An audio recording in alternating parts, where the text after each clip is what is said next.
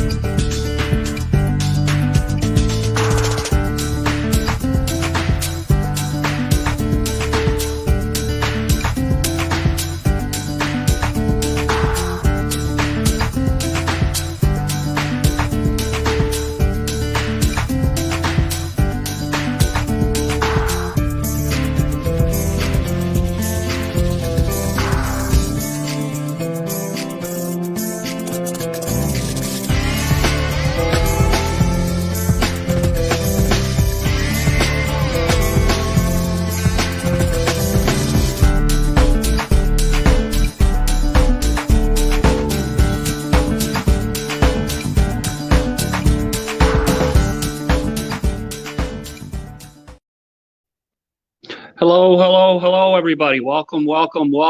Tonight, my guests are Carol Offen and Betsy Cray. Carol donated a kidney to her son, and Betsy is a kidney recipient and a 2-time solid organ recipient. Together, with the perspective of a donor and a recipient, they have written a book called The Insider's Guide to Living Kidney Donation, Everything You Need to Know if you give or get the greatest gifts. So tonight we're going to talk about their kidney stories and the book. A little bit about my friends. Carol is an editor, writer, and donation advocate. Her varied career includes acting as a magazine editor, writer, an author, publication manager, and research editor, as well as a book editor. She has written features for major publications, including Esquire, Family Circle, and Vogue. In the 2000s, Carol donated her kidney to her adult son, Paul, who developed chronic kidney disease following a strep infection. She is passionate about raising awareness of kidney disease ever since. She has written widely about her experiences and created a website and a blog, kidneydonorhelp.com. That's kidneydonorhelp.com. As a national foundation advocate, Carol has spoken to members of Congress and state legislators, has a UNOS ambassador and a Donate Live/WELD member. She also shares her donation stories at patient workshops, community groups, and with anybody else who's willing to listen. Our new friend, Betsy Cray, is a PhD educator and researcher in speech and hearing sciences at the University of North Carolina at Chapel Hill, where she has spent most of her career. She has authored or co-authored several books and has been published in numerous professional journals and presented at professional meetings both in the United States and internationally. Her area of expertise is identifying and intervening with young children that have autism spectrum disorder and other disabilities. In 2004, Betsy, who has polycystic kidney disease, received a kidney transplant, and 2 of her sisters have also had transplants. In 2021, she had a kidney liver transplant from a deceased donor. She has spent and served time as a transplant mentor and often speaks to prospective kidney recipients and their families in patient workshops. So tonight we're going to talk about kidney donation, kidney receiving, the new books. I'm excited. Please welcome Carol and Betsy. Start the show, Steve.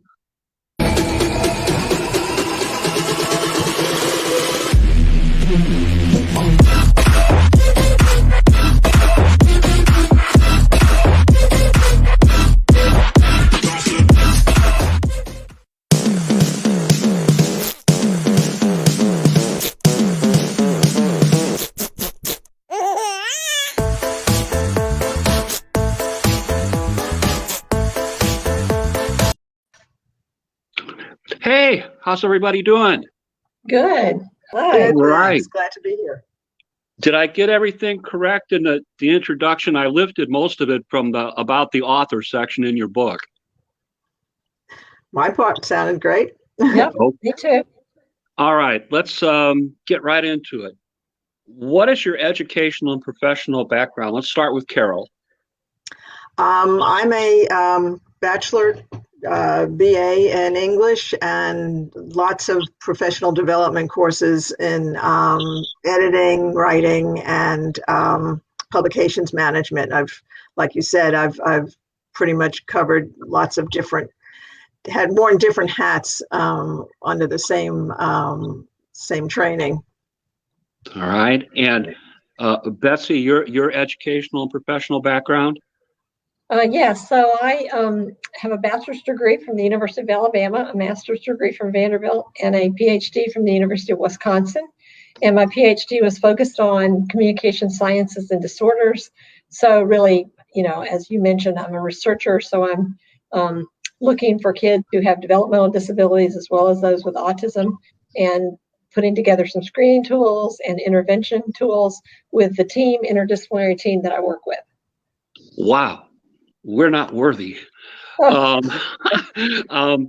Ladies, tell us how the two of you met. What were the circumstances? Approximately when was it?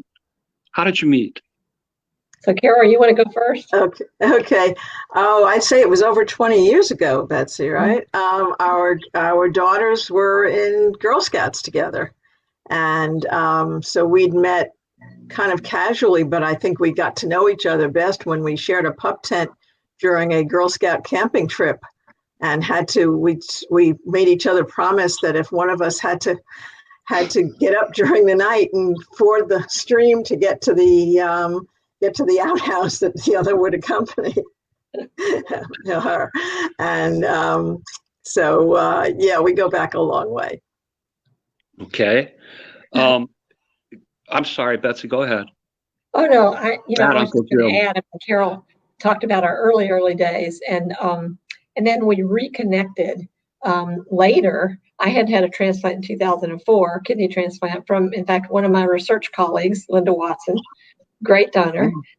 And then I had, at that time or soon after, I really felt like I had been missing so much information. The internet wasn't available at that time. That was 2004. And so I went to the library and just, couldn't find much information that was really practical and useful. So I then started putting together some chapters and an outline of what I might think about as writing a book, but then got busy, put it away. Then some years later, when Carol donated to her son, she contacted me to talk to him about the upcoming transplant and things like that. And that's how we kind of get back together some years later. Mm-hmm. Excellent. Okay, Carol, let's start with you. It's my understanding that you're a kidney donor. Is that a correct understanding? Absolutely, yes. And Betsy, you, on the other hand, are a kidney recipient. In fact, I think you're a two-time kidney recipient. Right. Is that correct? That's right. Okay. Carol, what were the circumstances that led you to donate a kidney? What went on there with your son? Okay, well, we, unlike Betsy, whose family has PKD, we had no history of kidney disease. Excuse me. My son was in college, and he was healthy, had none of the risk factors. He was, no high blood pressure or diabetes. He wasn't heavy set or anything. He had, as you mentioned, he had a strep infection, and it was lingering. And they did some blood work, and that was how they found out that he had IgA nephropathy, which is a form of nephritis. But it was mild, and since he was young, obviously, and otherwise healthy, they said, "Oh, this could be 20 years before it ever reaches kidney failure." And surely by that time, right, there'll be some cure or some advanced treatment. So we're going to monitor this, and we're going to take it seriously. But it's not something that you really need to be worried too much about at this point. So for the next few years, I don't know whether it was maybe 3 years, 4 years, it was monitored, and his creatinine was creeping up a bit. And at one point, they even did a biopsy, which wasn't conclusive. And a month or two after he graduated from college, he went for routine lab work, and to the doctor's amazement, his creatinine had shot up, and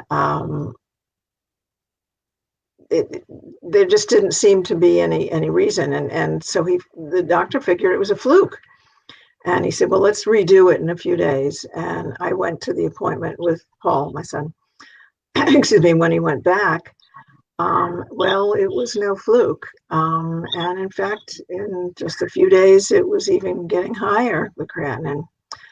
And, excuse me.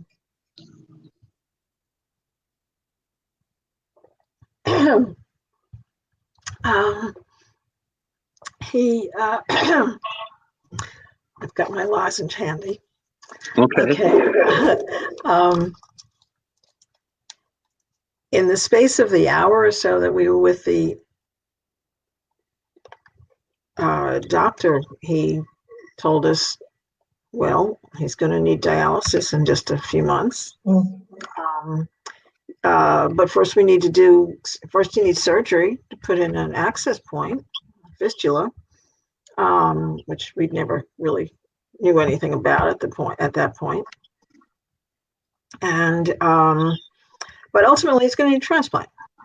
And we were just blindsided. It's the kind of thing that families usually kind of hear those terms and those events over a period of years, often. In Betsy, I think probably decades. Well, we had, like a few hours to absorb it all. And so I went home and told my husband and daughter about what had happened. And they were numb, like I was. And we kind of sat there, everything running through our heads. And one by one, we each said, I want to be tested. And that was not something that I ever thought would be words that ever came out of my mouth. I'm not a natural or anything like this. And our daughter even said it, and she was all of 14 at the time. She hadn't even turned 15. Daughter Nora. Right. And so we soon learned that they wouldn't even consider her, which frankly was reassuring, because the idea of both of our kids undergoing major surgery at the same time was just too much to handle.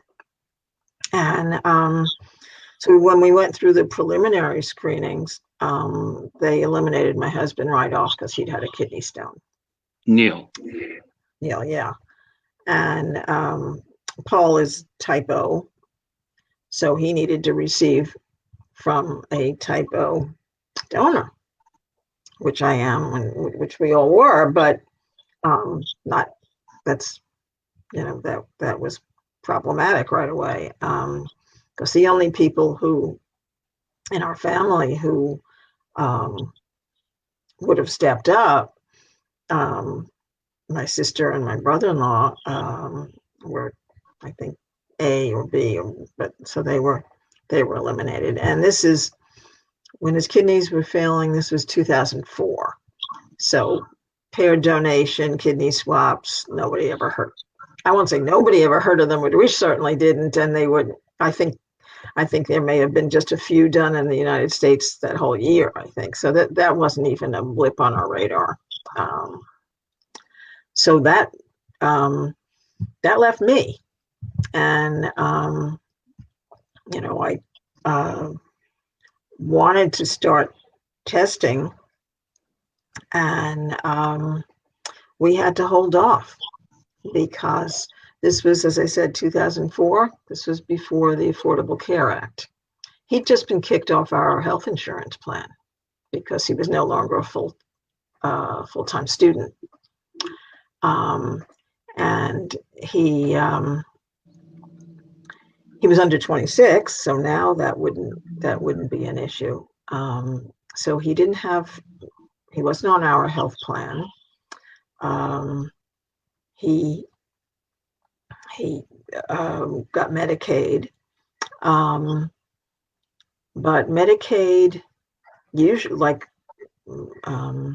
as I'm sure you know, normally the recipient's health insurance pays for a living donor's costs, and that's normally true whether it's a private insurer or Medicare or Medicaid. But Medicaid varies a lot from state to state, and requirements vary frequently. And it just so happened that there were cutbacks in our state a month or two before this, and up until then, they'd been covering the donor's cost, and they'd stopped. So no longer was that a possibility. So we couldn't go ahead with the testing. And in a few months, Paul needed to start dialysis. And, how long was Paul on dialysis? 20 months. He could probably tell you how many. He could probably tell you how many days. In hours. No, in hours. It was really long. Did Paul eventually? Was he able to eventually get the insurance and afford his transplant surgery? What happened is, as you know, Medicare has an ESRD category for end-stage renal disease. But what I think a lot of people aren't aware of, and we certainly weren't aware of it, is that if you, to qualify, you have to have enough credits or quarters in the Medicare system to take advantage of that. So he was just out of college. He was sick. He hadn't worked enough to build up the required number of credits. So he had to start. So while he was on dialysis, he worked a limited number of hours of a part-time job that he could work around. And very gradually, he built it up. But it got to a point where the hospital, his nephrologists, the transplant surgeons were terrific advocates, and they were trying to get the hospital to let us proceed in case Medicare didn't come through. The guy's been on dialysis so long with a living donor waiting in the wings. And so at a certain point, the hospital agreed to let us go ahead. And just before the surgery, Medicare came through. So ultimately, it was Medicare that paid for it. So yeah, so he was on dialysis much longer than he needed to have been medically. Okay. I understand his transplant date is June 27th, 2006, and that he recently celebrated his 15th kidney anniversary. Is that right? That's right, in June. And I also understand from the things I read in your book and the things that you said that you're kind of a wimp. You don't even like flu shots. So for you to donate to him was physically and emotionally a big deal for you. It was quite a big deal. Yeah. I was as nervous about the blood test to see what type blood I had as I would have been about the lengthy, medical testing and the surgery. So yeah, it's not just needles I don't like. It's thinking about anything medical or physical, and I've been known to pass out thinking about it. I'm better than I used to be. But yeah, so I wasn't an obvious choice to be the donor. Okay. How is Paul doing today? He's doing well, thanks. He's pretty stable. He's had ups and downs. He's pretty stable and otherwise healthy. And his big issue right now, is, as so many recipients, is COVID. He's among the people who did not develop any antibodies from the 2 shots. So you too. So he recently did get the booster, the 3rd shot. And Good. so fingers crossed. I understand that you also received a certificate of appreciation as a result of your donation. Is that true? It's on the wall here somewhere. You can't see it. Yeah, it was. It conferred quite a bit of honor for a wimp. And I mean, I'm not a brave or adventurous person, and it was pretty cool to have the certificate of appreciation. And I teared up when I read it out loud when they gave it to me, and I look at it a lot. Wonderful. Betsy, let's talk to you for a minute. It's my understanding that you were born with polycystic kidney disease, and in fact diagnosed around the age of 35. Is that a correct understanding? That's right. I was having some gastro issues, and went to the gastroenterologist to try to figure out what it was, and they did this x-ray first right away, and he just kind of gasped, and I could see in my kidney these big, what I call black holes. There were just these big circles, just all black, and I was just even more shocked than he was. It's my understanding that some of your other family members have PKD as well, including your mom. That's right. Yeah. So that night, after I leave, I was at the University of Wisconsin at that time, in the doctoral program. I called my mother that night and I said, Mom, I can't believe this. I have this thing called polycystic kidney disease. And, maybe that's what's causing all this gastro problem. And she said, in her sort of depression era days, that's what they did. They didn't talk about medical things. She said, oh, I have that too. And that's not what's causing you the gastro problem. So tell them to keep looking. Well, I almost dropped the phone. I'm thinking my mother has PKD too, and she never bothered to tell any of us. I mean, it was just astounding. But again, in those days, at her age, that's what you did. You just kept your medical problems to yourself. Talk to us a little bit about some of the challenges you have faced with polycystic kidney disease. Well, one of the big things you write about in the book, just to commiserate with others who have it, is after my child was born, I had this little pooch, in my belly that I kind of wondered about. And I just exercised and I dieted and all this stuff. And I finally got too skinny. And my doctor said, you can't do this. You got to gain weight. So I just didn't think that much about it in the meantime. But then the next time, when I had my next child 4 years later, within, a month or maybe 6 weeks of being pregnant, my ribs were killing me. I mean, they were just, terribly sore. So I went to the OBGYN and he did an ultrasound and he said, well, look, what's happening is your liver has exploded, or your kidneys have exploded, and as your liver has started to explode. And he said, you have cysts in your liver too. And said over time, and he said, in a couple of weeks, just like at the end of pregnancy, when your ribs are flaring and ready for the birth, he said, you'll feel better in a couple of weeks. And I did. Luckily, that my ribs began used to it. But then for the rest of the time, until I had my transplant, I had this big belly with my 2 big kidneys. When they were taken out, they were 5 pounds each. So if you can just imagine 2 5-pound bags of sugar on your belly. That's what I looked like. And people constantly asked me when my baby was due. And if I didn't know them, I would just lie and approximate what the date might be. Because I used to say, honestly, I'm not pregnant, I have polycystic kidney disease. And then they'd get embarrassed and, fumble around and apologize and all that. So it just became easier just to lie and say, yeah, I was pregnant.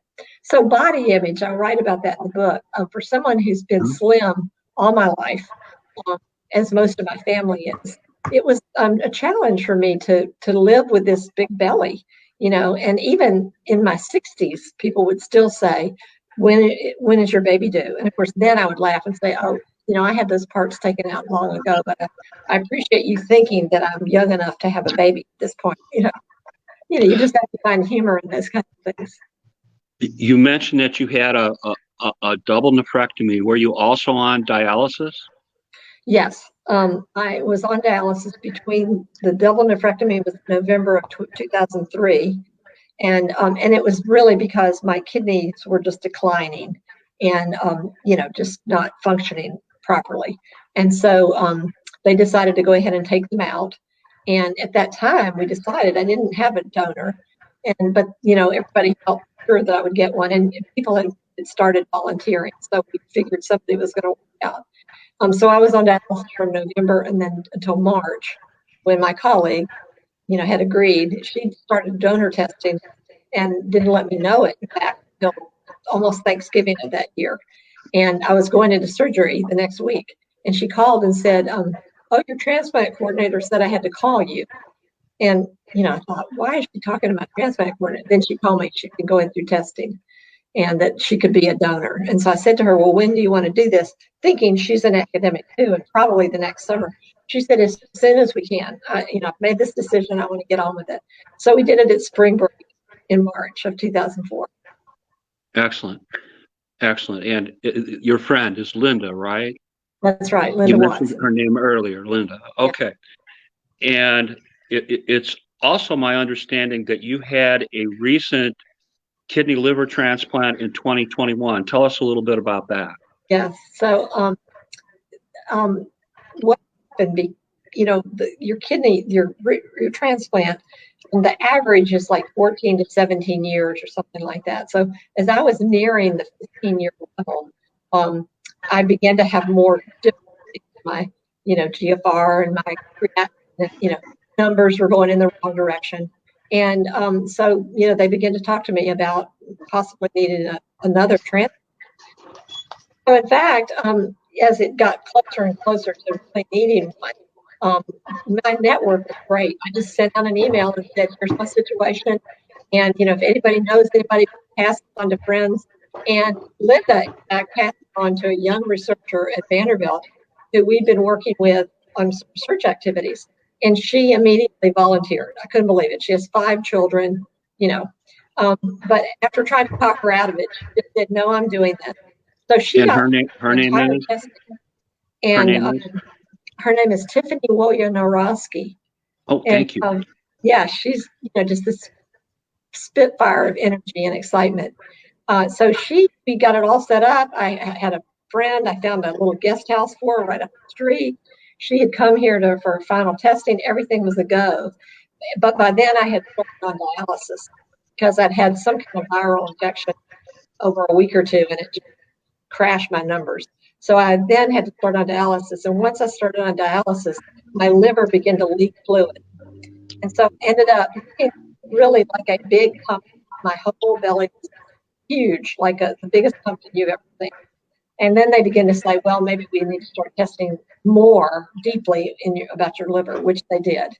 And then they postponed the kidney transplant, which was the next week, and then did all this testing, and then came in to say, "We're going to need a kidney and liver transplant."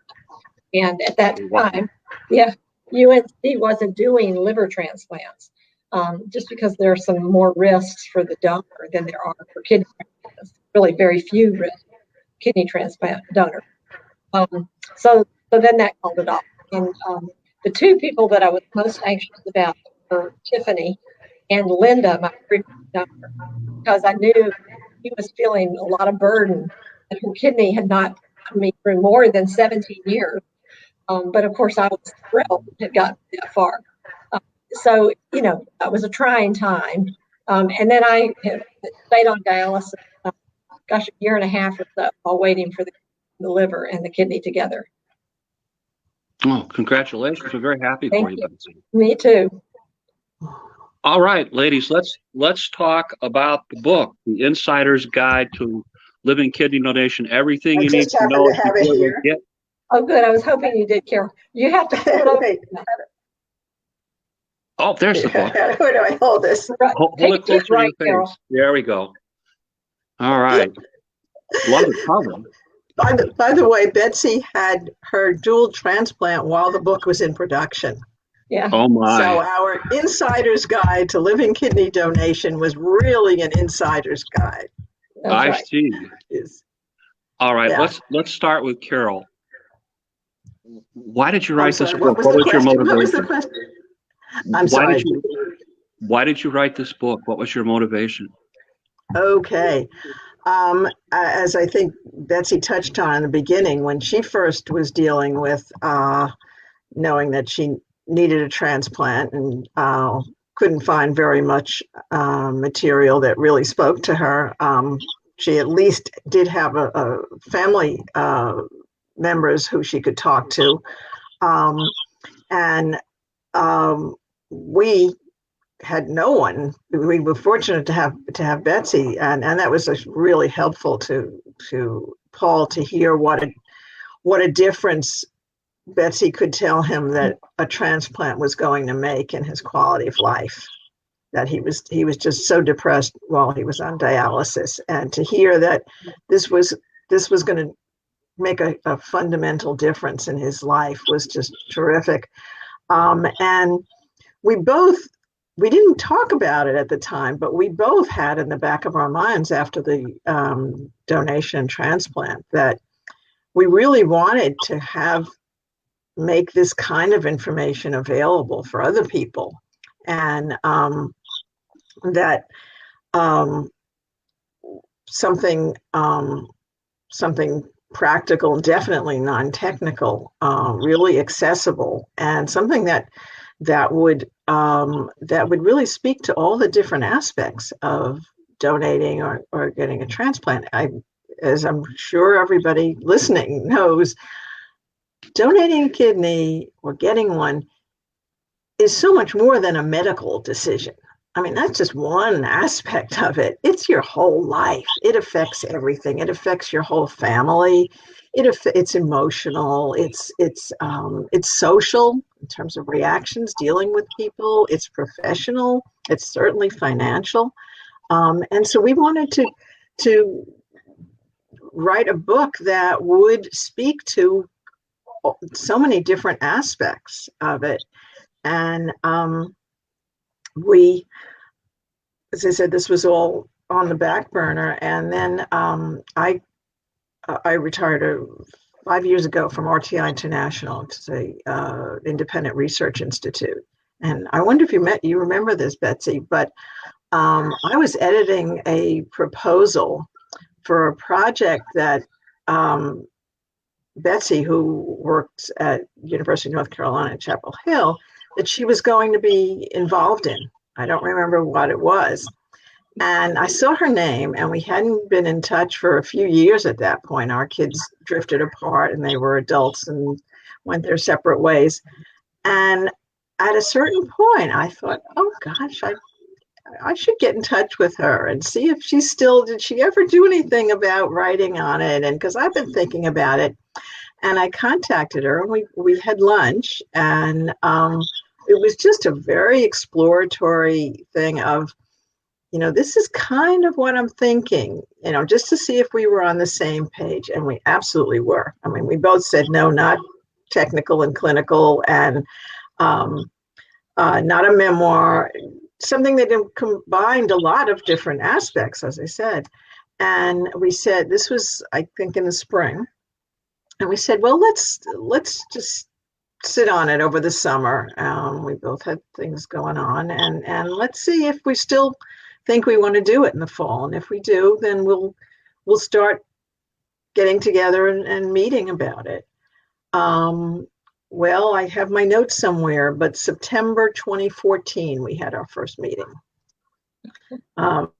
which means the Insider's Guide to Living Kidney Donation took from start to finish about 7 years in the making. Wow. Yeah. Excellent. But the good news is that we feel pretty comfortable that it's done what we wanted it to do. So the subtitle, Everything You Need to Know If You Give or Get the Greatest Gift, we wanted to speak to both potential recipients and potential donors to cover the different sides of it. So we feel Excellent. good about it. Yeah, Excellent. and you've heard that term about going to the internet and feeling like you're drinking out of a fire hose. I mean, even as the internet began to get available, and I would go and search. I had the same reaction. There's just too much information. And where's the best source? And I'd jump around from one to one and read, and I'd go to a different transplant center, and they'd say something a little different. It was just more work than I needed to have. And so I think Carol is right in that's our purpose was really to provide something not technical but very practical and down to earth, tell our stories a little bit and the stories of others so people might be able to relate to one or more of them, and then really talk about some of the things that we did well or didn't do well, and to help people to think through what they might do when it's their turn, giving or getting. Excellent. Excellent. Well, Carol, where can people go to buy this book? I know I've seen a link on Amazon. Is there any place else that people can go to get the book? Amazon and all major retailers. So any bookstore can order it through distributors, Barnes & Noble. My website, kidneydonorhelp.com. Just click on Insider's Guide to Living Kidney Donation, and you'll see information there and how to order it. On Facebook, you may have heard of. That was a joke. Okay. Anyway, that was too clever by half. Sorry.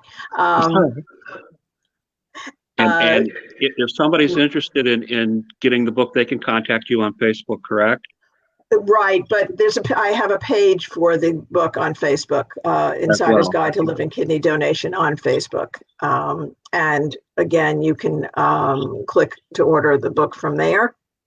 And there's also information. There's advanced praise and bios for us. So there's lots of places, and we hope that people will at least just check it out and see if it sounds like it would be helpful for them. We hope it will. Excellent. And back to the issue about us feeling like we wish we had a book like this. We both been along. That's what a number of our reviewers have said, exactly that. Oh my gosh, I wish I'd had this when I donated or received a transplant. Right. Let's talk a little bit about the content of the book. Betsy, there's a point in the book that's made about needing more living donors and what your options are if no one's a match. Can you speak to that a little bit for us? Yeah, and we talked about, Carol, do you want to go first here? I think Carol can answer this even more definitively, okay, and then I'll add anything into it. Sure. Okay, sure. If, as I said, back in our day, if you weren't a match, that was pretty much the end of the story. Now, thankfully, that's almost, I won't say not important, but it's definitely not a deal breaker thanks to paired donation. So if on the simplest level, for anyone who's not familiar, it's referred to as paired donation, kidney exchanges, kidney swaps, vouchers sometimes.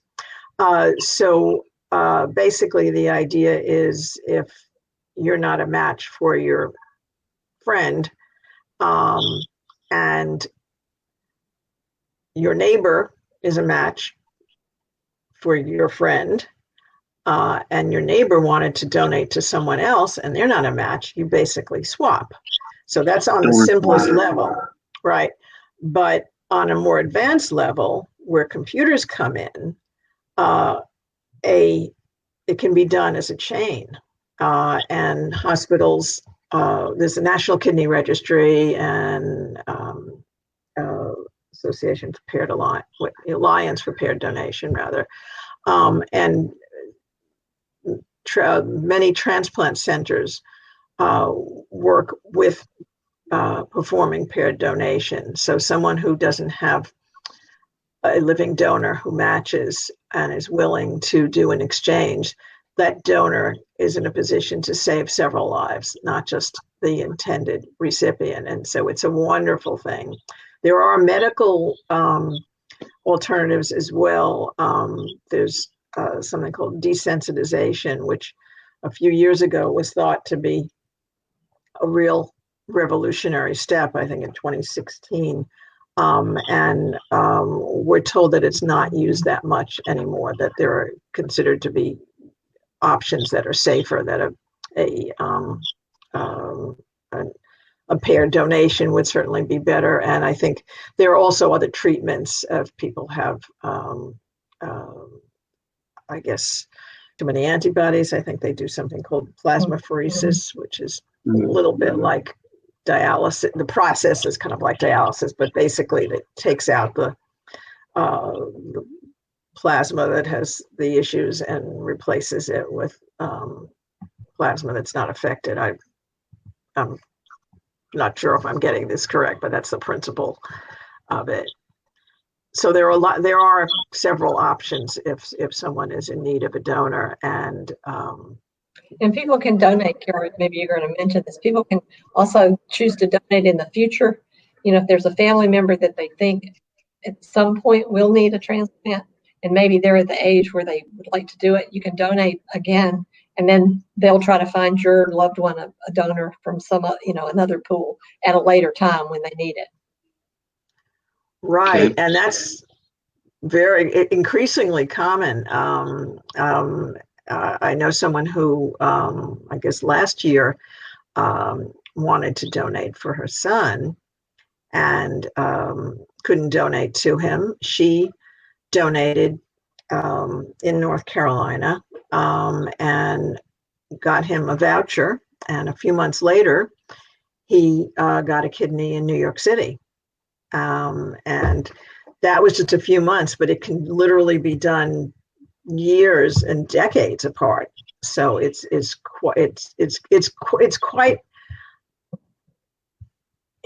pretty dramatic in what it can do, because I frequently hear from people who are interested in donating, not to a family member, but say to a friend or a neighbor, and the families are concerned, and they say, how could you do that?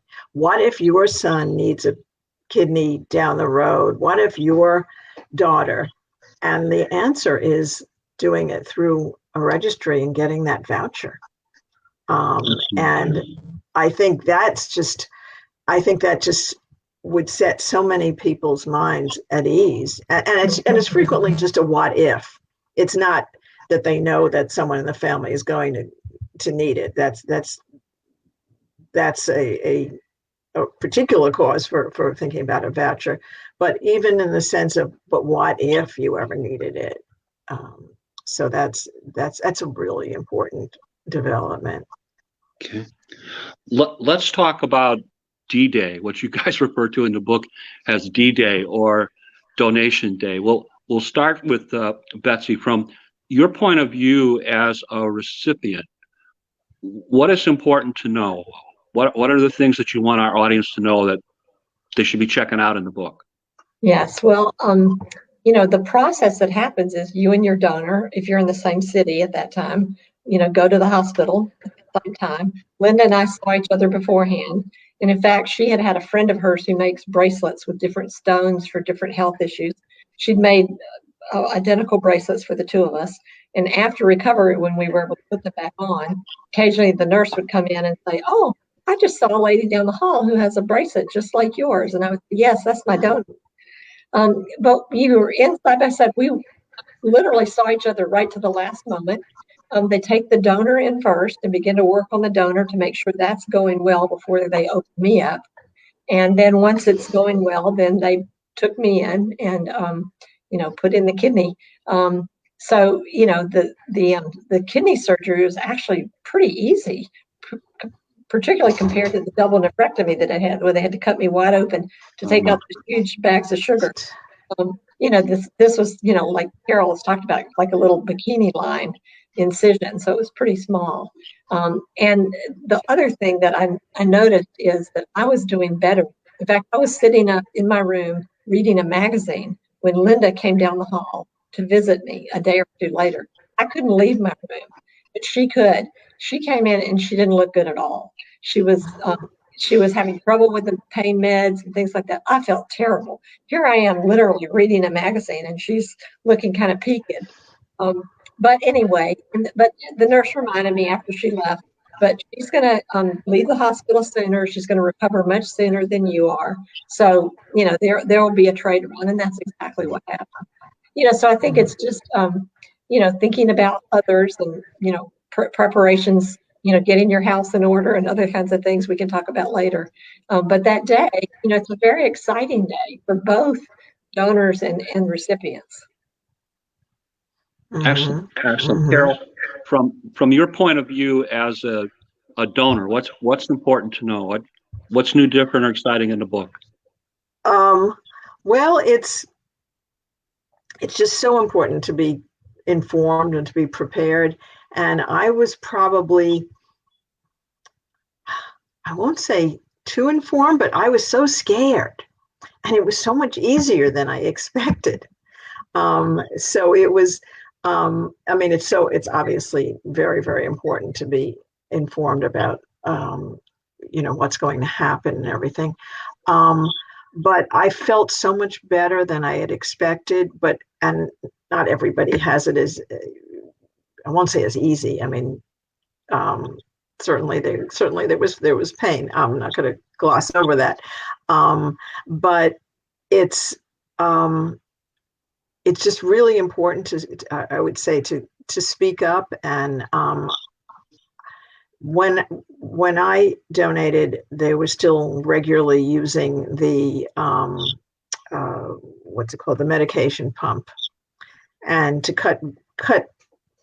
to reduce the risk of with opioid use. They don't do that as much anymore. Though I think they may still do it the first day or two. So I did have that option, I'll admit, and it was comforting, but it's just really important with pain management I'm certainly not going to try to be brave, but to certainly speak up. So if your pain isn't being managed properly, nobody needs to hold that back. I mean, I really learned not to be afraid to show that I was scared or nervous or in pain, and I think that's really important. You really do need to advocate for yourself. That said, the transplant unit, and my husband pointed out that probably other than the maternity ward, it's probably the happiest place in a hospital. Mm-hmm. When the ones that are the scheduled with the living donors. So there was just it was just such a kind of happy place, and the staff were terrific, and they treated me like royalty. I mean, like I had really, they just treated me, made me feel so honored,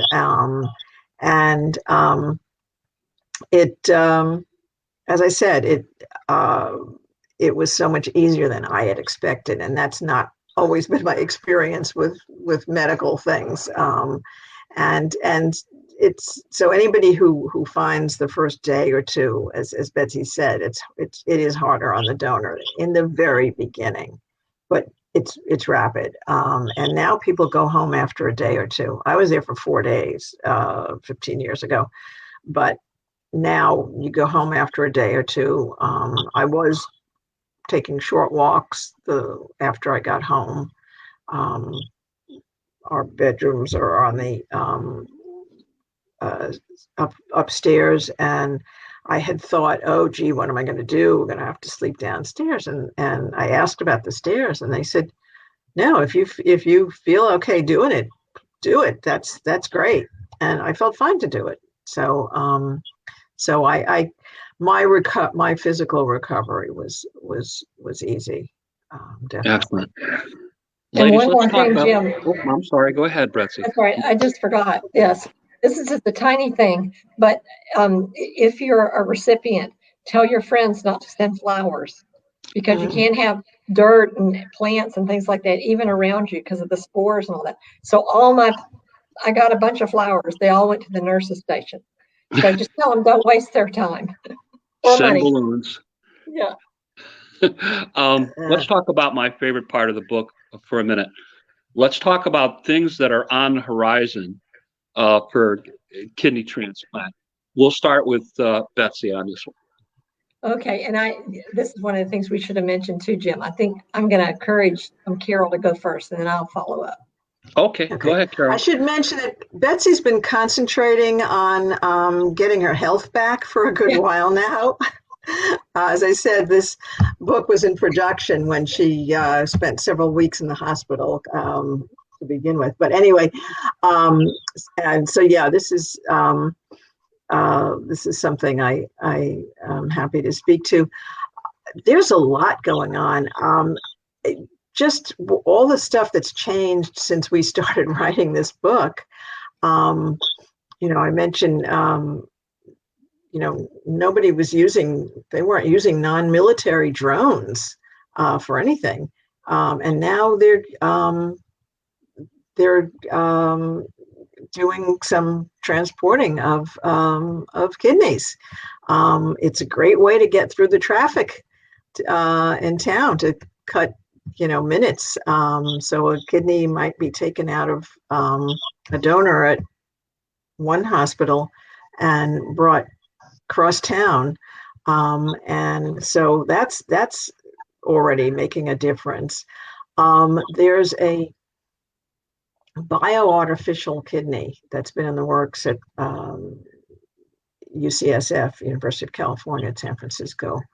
And it's an ambitious project in the best of times. And obviously, these past few years have not exactly been the best of times. So I know they are behind schedule. The last plan when we went to press was that preclinical trials were going to start in 2021. This would be an small implantable device, permanent. And even the best matches are no means permanent. And because of how they work, and I don't know the mechanics, they bypass the immune system. So people would need to take anti-rejection meds. So it could be just a remarkable thing. And it's called the Kidney Project. And I believe there's a page on Facebook where there's FAQs about it. It's just a remarkable project, and it's going to take a while, obviously, but I think it's the future. And then there's using pigs' kidneys, by the way. Mm-hmm. And Wake Forest here in North Carolina has been working on developing organs from your own tissue and trying to develop the uterus and other things. And the kidney is one of the list of things they're trying to develop that would then be built out of your own tissue and cells. Wow. Regeneration. Yeah. Excellent. Okay, final question, ladies. Is there anything that we didn't discuss or mention tonight that you would like to bring up before we conclude the discussion? Let's start with Miss Betsy. Yeah, I'll go first. One of the biggest things that I talk about in the book in one of the chapters is the things that I wish I had done that I didn't do. I did a lot of things. I set up a meal train for my family so that friends and relatives could bring meals. So that worked out well. My friend set up what they call driving Miss Betsy to dialysis. So that helped relieve the stress of driving me back and forth, and doctor visits and things like that. But the biggest thing that I didn't do was really think about the emotional support for my family. Because I was so much the attention, you find yourself kind of focusing on yourself. And there were a lot of things that I just wasn't tuning into with my husband. He's a strong, silent type. Well, he was really scared for me. And when the kids would want to talk about it, he would always say, "Oh, no, let's not talk about it. We don't want to bring up negative subjects or anything like that."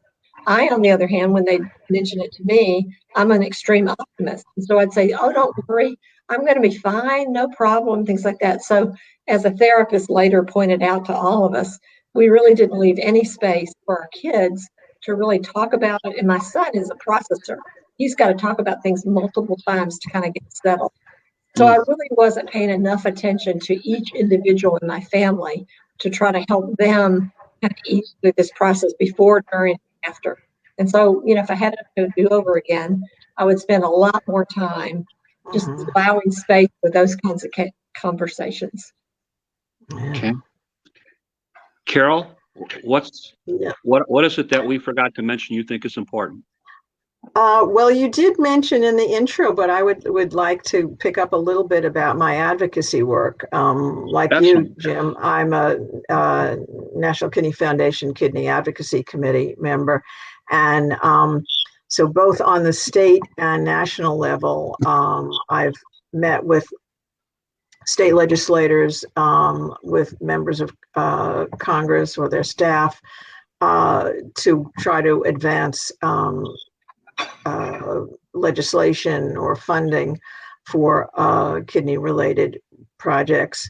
And the main thing that we'd like everybody to be aware of is the Living Donor Protection Act, which has been in the works for, oh gosh, I don't know, at least 8-10 years. You probably know, Jim, many years.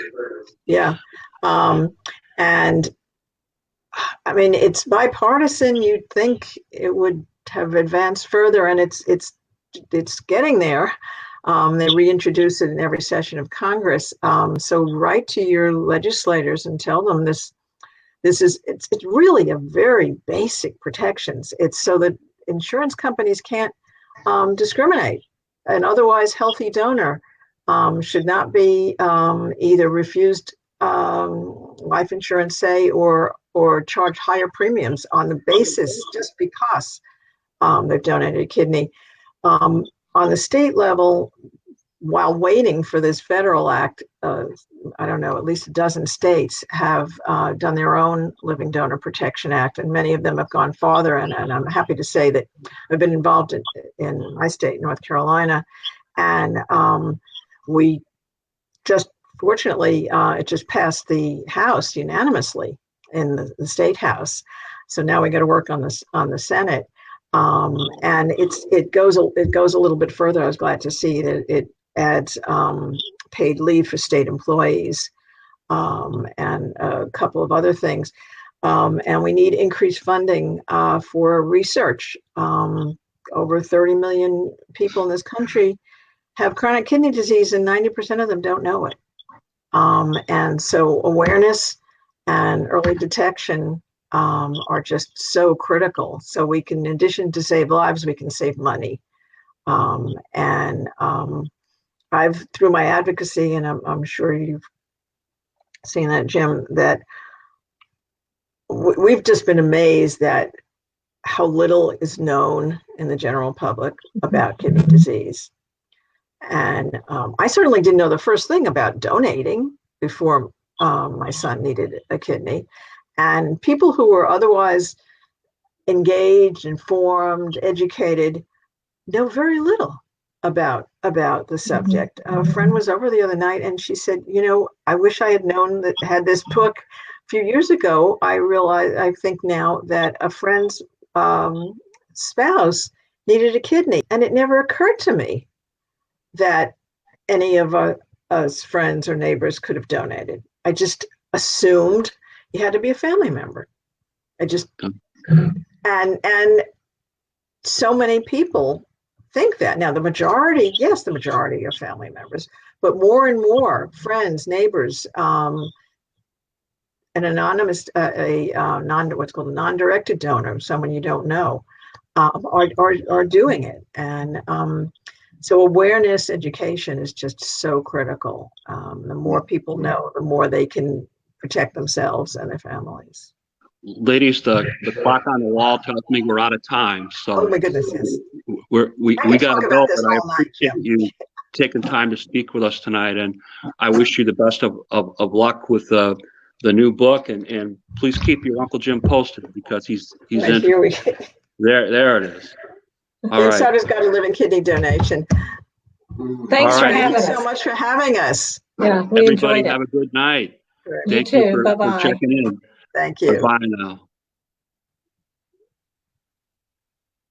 Okay, so watch this space. September 3rd, Lisa Smallwood Belk is going to be with us. September 24th, I'm going to talk to Donna Tollivan. October 1st, I'm going to talk to the baseball card guy, Steve Winfrey and his wife. They have new and important news. And on the 29th, I'm speaking with Sydney Brown. She's with an organization that helps donors fund their costs. So we're booked up for a while, but we're excited. Talk to you soon. Bye-bye.